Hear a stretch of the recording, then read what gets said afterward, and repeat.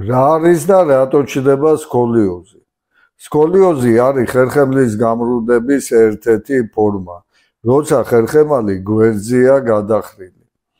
სკოლიოზი ყალიბდება ბავშვის დასთან ერთად, როდესაც ძვლები და კუნთები არათანაბრად ვითარდება.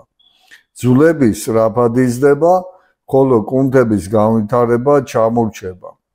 ეს გამოწვეულია იმით, რომ ბავშვი არ ვარჯიშობს, კუნთები არ ვითარდება და კუნთების დისბალანსი იწვევს ხერხემლის გამრუდებას. სკოლიოზთან ბრძოლა ეფექტურია ბავშვის მომწიფების ასაკამდე, სანამ ხერხემალი ელასტიურია.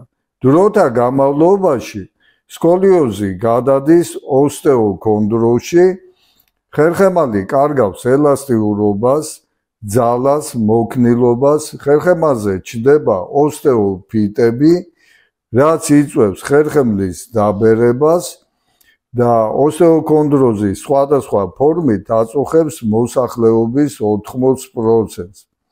თუ მოზარდი ბავშვობაში დაკავებულია ფიზიკური აქტიურობით, მას შეუძლია თავიდან აიცილოს ოსტეოქონდროზი, ამიტომ სკოლიოზთან და ოსტეოქონდროზთან ბრძოლის ყველაზე ეფექტური საშუალება არის ფიზიკური ვარჯიშები.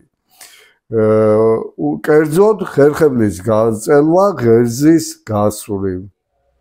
როგორ დავადგინოთ გვაქვს თუ არა ხერხემლის გამრუდება? უნდა დავდგეთ სარკის წინ, ფეხები ერთად და დავაკვირდეთ მხრების მდგომარეობას.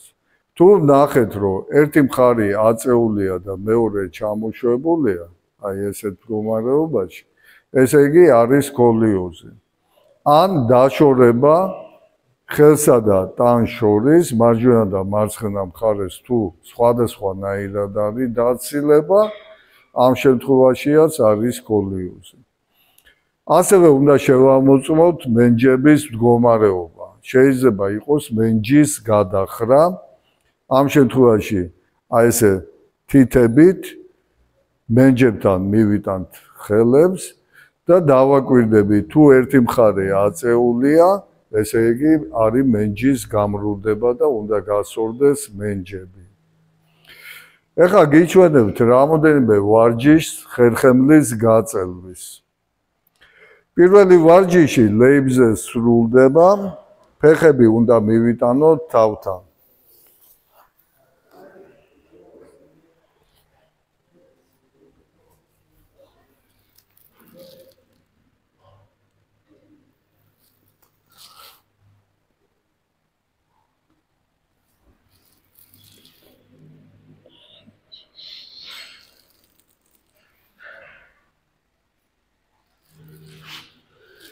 გავაკეთოთ 20 გამეორება. ეხლა მივიდეთ შვედურ კედელთან.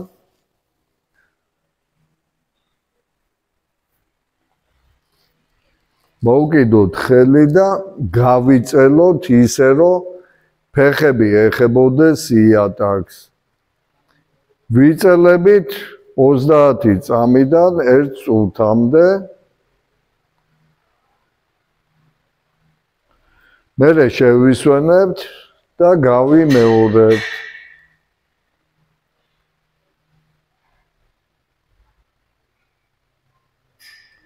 გავაკეთებთ რამოდენიმე გამეორებას.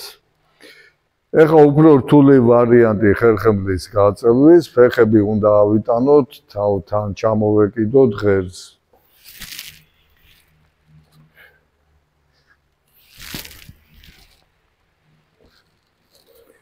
ჩვენ ასევე ვიყენებთ ინვერსიულ მაგიდას ხერხემლის გაწელვისთვის.